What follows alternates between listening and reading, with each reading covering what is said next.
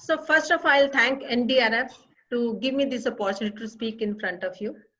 And after following the two eminent speakers, I'll come to my topic.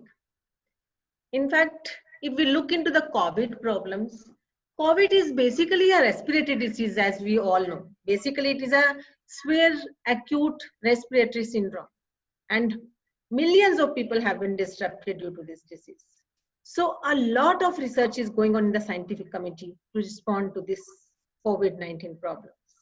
Now, there is a need for the researchers, scientists, and the faculty members to come out of this problem. So this is the major thing which we have to work on today to come out of this problem.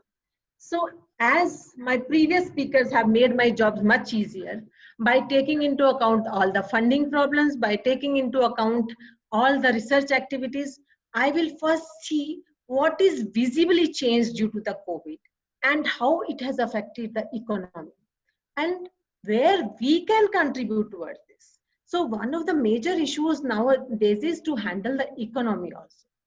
And already the people who are already doing research, how the research is affected, which was already in place due to this pandemic disease.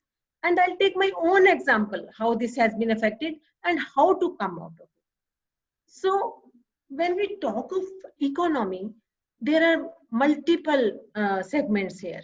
One is industries, where we see that everything has shut down. You know, industries, the production has stopped. Labor has come to the roads. People are not able to earn their food because of the shutdown. Government has its own layouts, you know, they have put the shutdowns, they have put the lockdowns, and all the services have been affected. So government has to regularize all these disasters. So they have to take own regularizations. Once the services are affected, all the input supplies, as Dr. Dilli Babu has already mentioned many of the examples, all the services have been affected. So basic farming and agriculture, from where we get all our food, has also been affected because there's no seed, there's nothing which is available to sow them. This is the main time when they sow the seeds, and that also has been affected. And the basic services like transport has been affected. So even the common man could not get the food which they were looking for. When I look into the visible changes, we can see that mask has become the integral part of our body. You know, if we go without mask, we feel that as if we are not wearing something. If something is missing, and there are places where we are not allowed to enter because we are not having the mask. So it is very important to know what actually mask, the basic thing which has been done by the government, how that is affected. You know, once we wear the mask,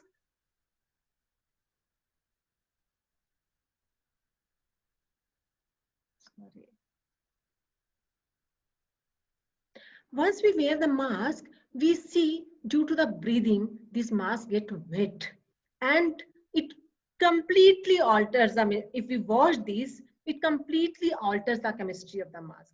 So the mask which we are wearing because for our safety, that becomes actually harmful for us because now we are wearing something which is not good at all because all the chemistry has already been changed.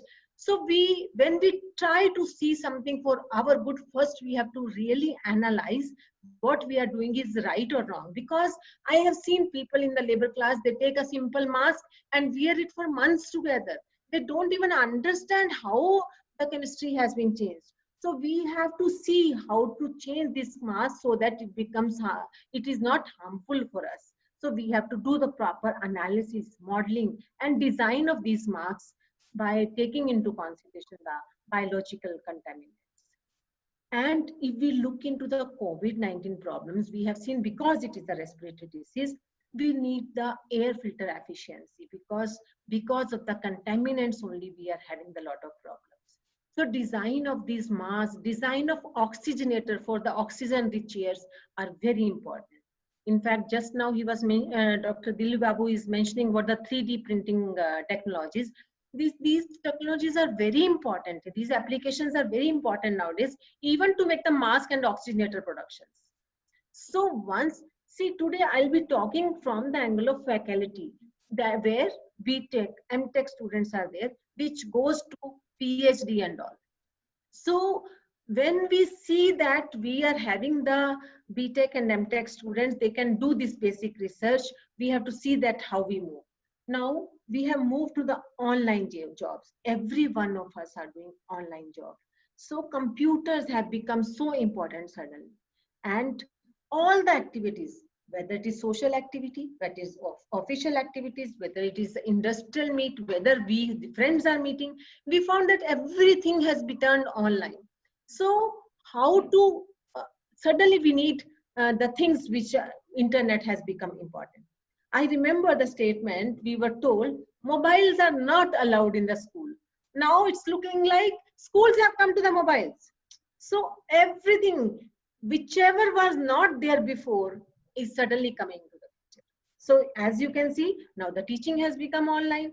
So we need a system where we can really have the adaptive computing, which offers the free licensing for the cloud enabled technology, which provides the temporary softwares to researchers and scientists so that can be easily working from home. And when we come to the hygiene and pollution, we nowadays we are all talking of the washing of hands. Continuously we are looking into the washing of the hands. And the pollution is one of the major problem which is affecting our country. Just now, our first speaker, Dr. Annadurai mentioned that they are using the waste, they are using the banana leaves waste to make it a yarn. You know, these kind of things we have to really work on to see how we can change the things. Even the waste and wastewater treatments are very necessary. See, these things were important even before, but now it has become much more important because we are getting contaminated. So when we talk of the wastewater treatment, we have to make in such a way that this wastewater is changed from the wastewater to the useful water which can be used for farming. So we should be very careful when something is getting waste, which how to convert into the useful thing. Similarly, when we talk of the exhaust gases from the industry and all, we all know it is very harmful for the health. How these gases can be brought into the useful things so that at least these gases can be diluted, and when it comes out, they don't affect our health. So this is one of the major things which we have to look into so that we are not getting contaminated. Now, to have the hygiene, we have to also look into our nutrition. Focus on our health has already been there, but when it comes to this kind of pandemic stage, we have to become much more important. So research on logistic, on healthcare product again has become very important. As I said, many supplies have been affected now. So we have to make sure how to reach these products to the public so that these things are, at one stage, the farmer is suffering because he has all the things, but he is not able to transport. Other side, the common man is suffering where he wants the food, but he is not able to take that. So we have to see how we can connect these two so that we are coming out of this problem. And today we say no social distance, no physical touch, no hugs, no kisses. So what to do? How to come out of the things? When we come out of this, when we talk of this scientifically, we have to see how. See, now people are telling we have to disinfect the space without coming to the main thing, how to disinfect the place. So I have seen nowadays BTech, MTech students do really well. I have gone to many colleges, many universities. I have seen they have even school level students, they try to make something which is very useful. So these simple things like robotic arm can be used as a gun which can disinfect the place by the spray. Also, today, wherever we go, whether it is a simple institute, whether it is an office, whether it is a so simple supermarket, you will see this thermal detection system. But this thermal detection system only see our temperature. It doesn't solve our purpose.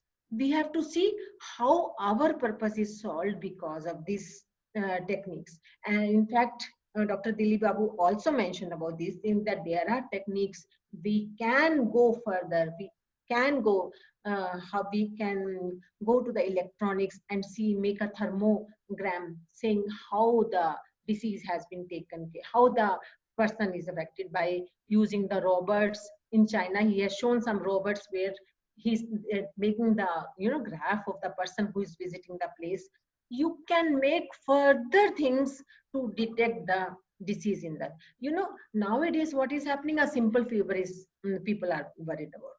So we should not be, we had a lot of disease in the past. We had SARS, we had dengue, and many people died because of that. It is not a problem that disease has come. We have to really work on it, how to come out of this. And then, sorry, this doctors, taking advice from doctor has become online. Earlier, many times I have seen that people were thinking to have there were many sites where you could take the online advice from the doctors. But since it was not so popular, we have not proceeded much in that direction. Now, as uh, our first speaker told, Dr. Anadurai, that even a pregnant lady can be checked online by the proper techniques if it is available. So we have to proceed in that direction, that how we can progress in that direction so that we can have the online things and can get this. As far as the medical science is concerned, how we have to proceed. Once the disease has come, we have to understand what is the virus, how they enter the cell, how it is spread and cause the immune response. Whenever there is some disease and it is a micro thing, it is not so easy. But once we diagnose something, then prognosis is not very difficult.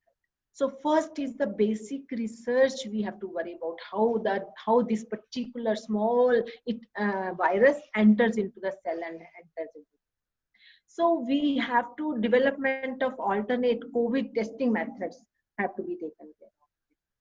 Now, if we have to do this, how to, I will slide.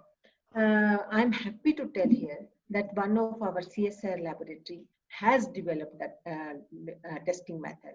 They have made some papers, strip test. It is the IGIP lab in New Delhi. They have done the genome analysis. They have taken the use of mass spectroscopy. As you all know, with the use of the mass spectrometer, we can capture the chemistry changes in the real time. So they have tried to understand this virus and they have come out with the paper strip test. And I'm happy that in the laboratory level, it is working fine and it is gone further for the testing. Now we can also take the help of the robots to fight against the COVID disease. And these robots can help us how to come out of this robot disease. This has already been discussed earlier, so I will not go in depth of this. PPEs. I have seen that doctors are struggling to get the PPEs. There are many doctors, in the lack of PPEs, they themselves have been contaminated, they got contaminated, and they are now suffering with the coronavirus. So again, in NAL, we have developed some PPEs, and about 70,000 PPEs have been given to the hospitals in Mumbai and Bangalore. So I'm happy that we, in all the laboratories, where I am talking of this right now, it is NAL, as mentioned others, in all the other places, whether it is IIT or any other research institutes, everybody is trying to fight against this COVID and trying to do whatever best. In fact, all the sanitizer like things we have made at NAL again. So we have to see how we have to come out. Whenever there is something new comes up, we have to deal with it. How to deal it scientifically is the important. So now you see, there are so many things which we can contribute to. We have seen that wherever, whatever the visible changes were there, we know where are we required. Now how to deal with this. So whenever we say there's a problem, we have to see what is the problem. First is the state the problem, what is the problem. Then we have to formulate a hypothesis, how to go about this problem, and design the experiments. Once the experiment our design, we have to collect the data from the experiments and analyze the data. Once we analyze the data, we can draw the conclusion whether our problem has been solved or not. So if the problem is solved, well, fine. But if it is not solved, we have to go one step ahead to see how to solve the problem. For example, see, all of us cannot contribute to a system which is required. But as mentioned earlier also, today the world is multidisciplinary. Nobody can make one thing up to the product level alone. We have to work together. We have to see how the things come to place. Now, being in the aerospace laboratory, I cannot make a medical kit. I cannot do these things, which is my background doesn't allow me to make these testing kits. But I have to see what best I can do for the country, how I can contribute as a scientist. So being in the aerospace, I will look into the aerospace field. As we all know that NAL is a lab which is having all the national aerospace prestigious program. We have the fighter aircraft, gas turbine engine, launch vehicles. We have the technologies for the aerospace programs in India. And we have the civil aircraft industry, where we have the Hansa and Saras like aircraft, where Hansa is a 2-seater trainer aircraft and Saras is a 14-seater aircraft. Now, we have contributed a lot towards the Saras being NAL. We have a carbon fiber composite wings. We have a full team for the flight control law development. We have advanced composite structures unit, where we have lot of composites developed by NAL for LCA. Now, these are the various composites which have been developed by NAL. For example, central fuselage, fin, rudders, spar, fairing blocks, and leading gear block. These are the magnified view of this composite.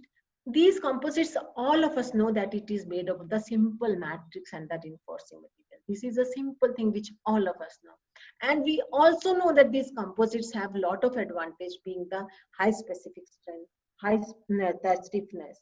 It has a tailored directional property. So in one direction, we can increase the property than the other direction, or depending on the requirement, we can change the properties.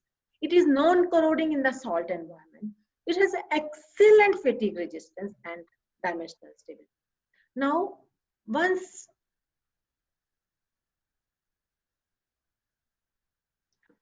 if we look into the aircraft, we see there are the various composites in the various positions of the aircraft. You know, when we make a component, it is not necessary that component will fit everywhere. We have to see where exactly is the application. Even when we are making composite, suppose this blue color is a carbon fiber composite, red color is the Arabic fiber composite, red is the glass fiber composite. We have to see which composite is useful for which part of the aircraft.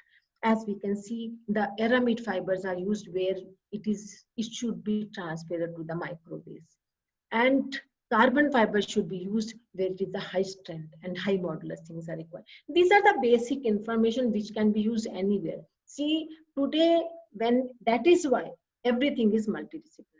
Suppose you are making a machine, you are making a mask, you are making an oxygenator, whatever you are doing, you need a material scientist, you need everybody, even as he said, civil engineer, even anybody, mechanical engineer, electronic engineer, a team of people is required to make it a product.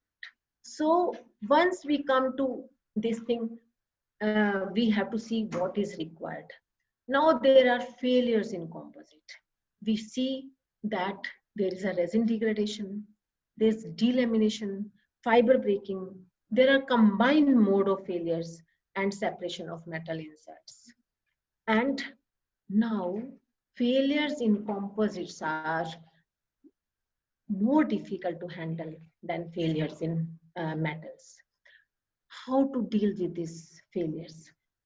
Now, if I go into my hypothesis, now my problem is how to deal with this thing. So I have to look how to deal with these failures. That means how to do the structural health monitoring.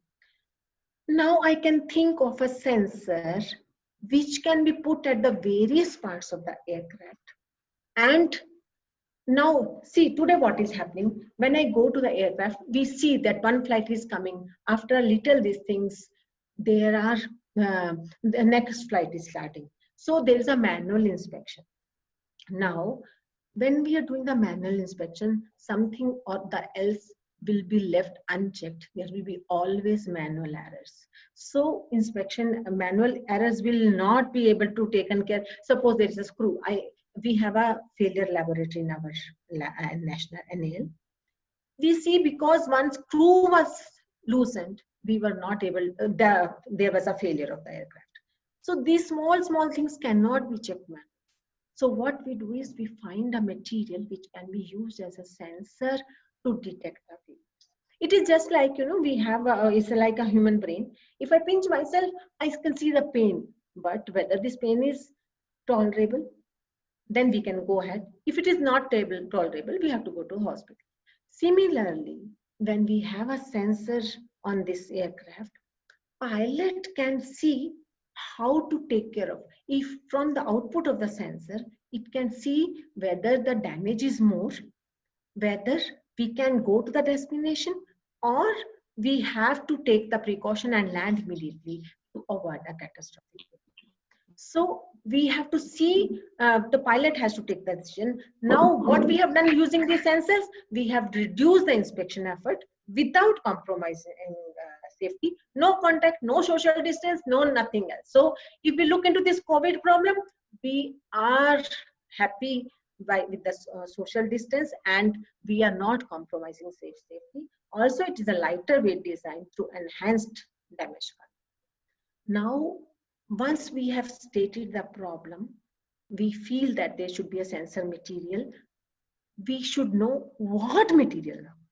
See, the research is very easy, but if you go in a, order wise. Once we know we need a sensor material for this application, we have to see what material. There are a number of materials available. We have the piezoelectric material, we have optical fibers, we have shape memory alloys, we have electro-rheological fluids, we have shape memory polymers. Now, when I'm looking for the sensor application, I will look for the piezoelectric material, which works on the principle of piezoelectricity. That is, when a mechanical force is applied to a material, it produces the electric field. And if the voltage is applied, there will be a shape change.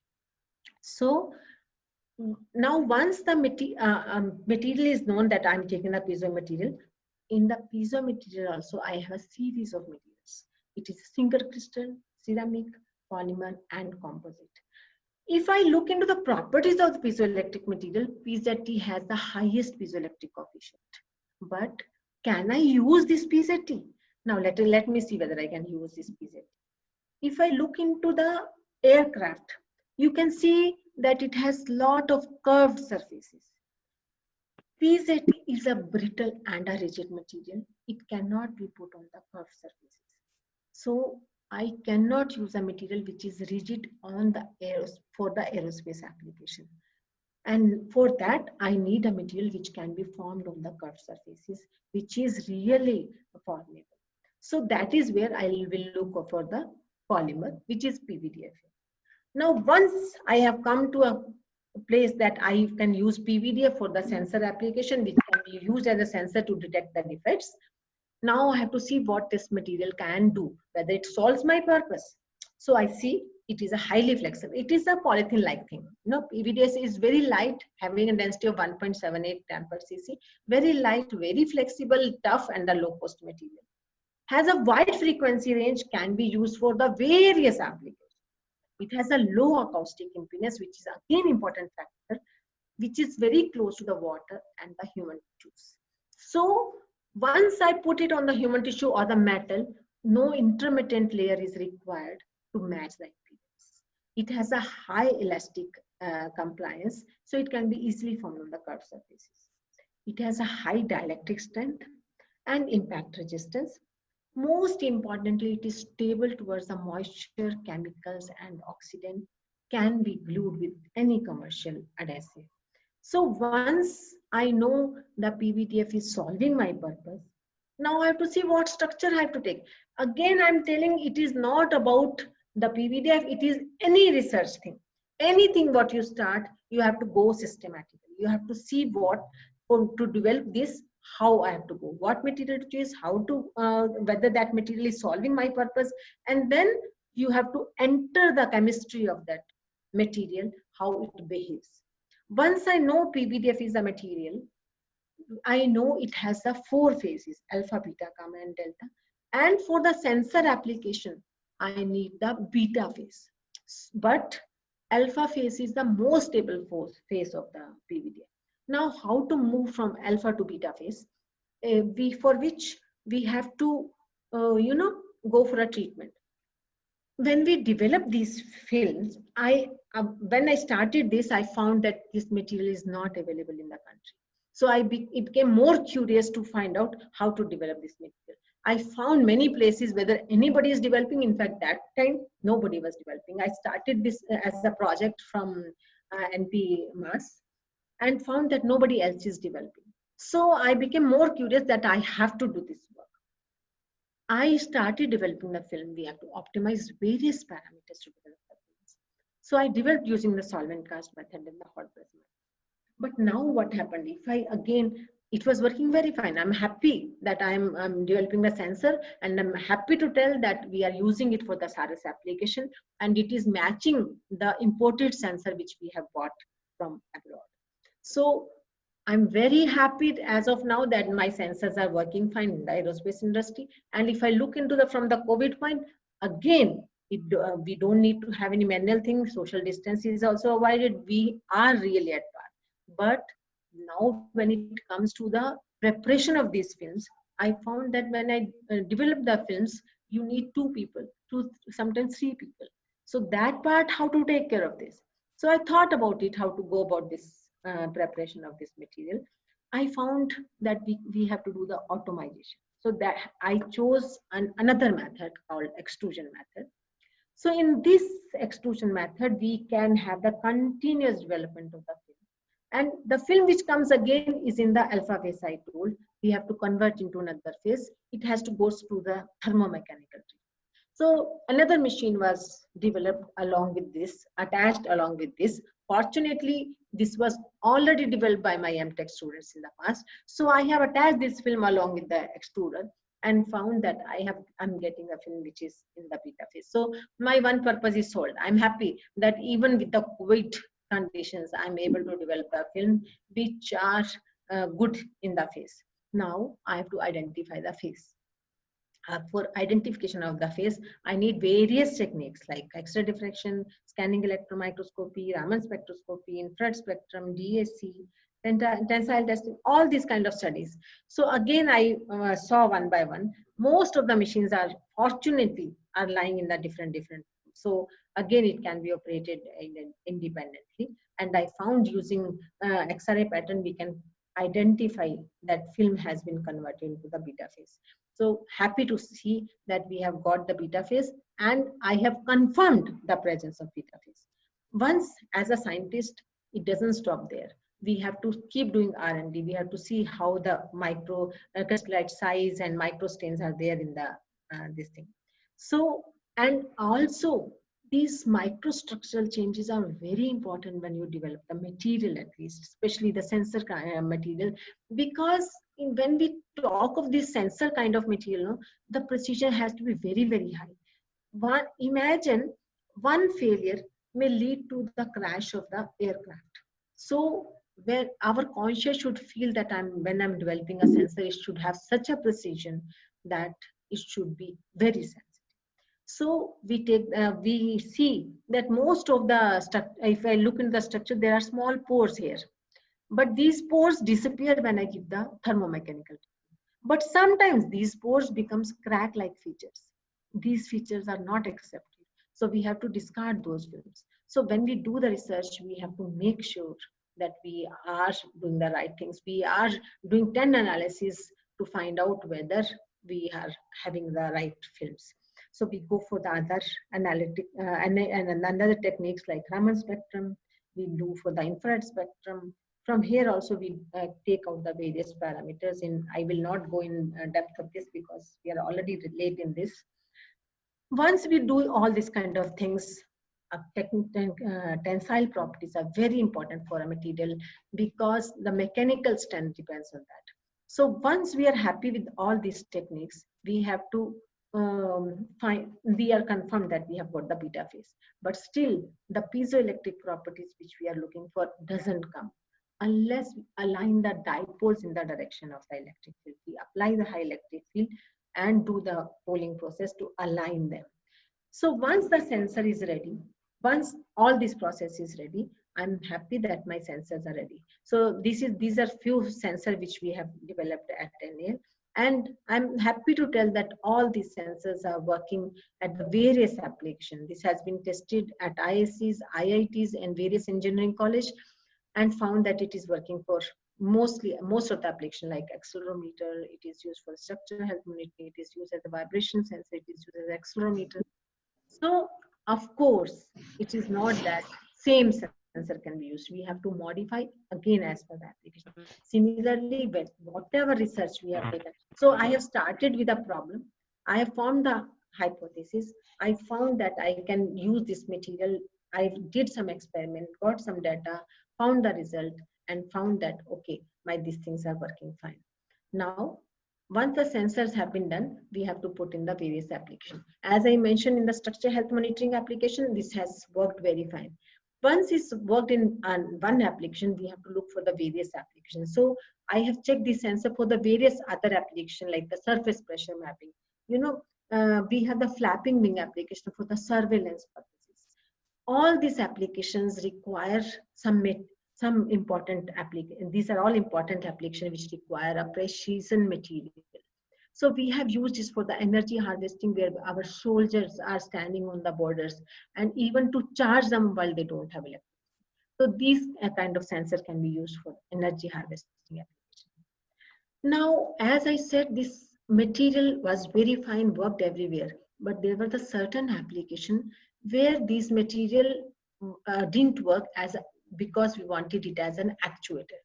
Once I look for an actuator, I have to see what all to be added to make it applicable. So I found that PZT is a rigid and brittle material, as I mentioned earlier. If I add PZT to PVDF, it becomes little rigid, but it works as an actuator. So I have taken another national project on PVDF PZT composite and found it is working very fine and made the film out of this. It is not easy to put the PZT into PVDF and get the films and get the results. Because once it looks simple to mix them two material, but the density of two materials is different, chemistry of two materials is different. When we mix, we find that they don't mix, they're not miscible. How to do then? Then you have to find various ways how to mix them. You have to use the sonicators. You have to do so many other things to make them. And you can see that a uniform thickness film has been obtained. But of course, here we have compromised for the flexibility. And these sensors we have tested against the strain sensors. And as you can see the result, it is the results of the strain sensor and PVDF sensor, PVDF PZT sensors are matching well. So similarly, these examples I have taken just to show that whatever we are doing, we can use it for the various applications. So these, I have taken some example to show how the existing techniques can be used even after COVID-19 application. So now, especially keeping in mind the COVID application, recently I started one project. This is for the non-contact patient monitoring. Now we know the COVID is a contagious disease and anybody is scared to go to the patient when it is COVID infected. So suppose we have a patient which is COVID infected.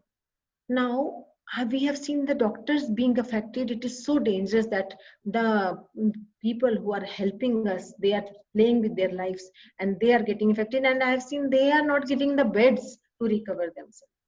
So this PVDF sensor can be used with this patient to check their respiratory motions. So what we do, this patient is lying on the bed and you can see the nurse is monitoring this patient from a distance. So because it works on the principle of electromechanical. So there is any movement from the patient will give the mechanical thing, which will be converted to the electrical signal, and the nurse can take the call what has happened to patient. If it is required, she'll go to the patient. Otherwise, she can take the decision, call a doctor, and take what next step to be taken care of. So this kind of thing. Now, can you see that no aerospace application, how the same material can be used for the medical application required at the present circumstance. So as I'm telling, everything is multidisciplinary. We cannot say that we are developing something, it is only limited to aerospace because I work in the aerospace laboratory. So we have to see how to come out with the solutions. Now, a small child cannot tell that I'm not able to breathe properly. How do we take care of this? And with the present situation where there are so many COVID patients, the small child will be neglected because he is not able to speak it. How to come out of this? So if we feel that we can see the respiratory motion of this child by putting the sensor very close to the nose, by giving the breathing mechanical motion, I can get the signal and find out whether the child is fine. By knowing the electrical output, I can also find out whether the breath is normal or not. As we know, the COVID is a breathing, you will get breathlessness.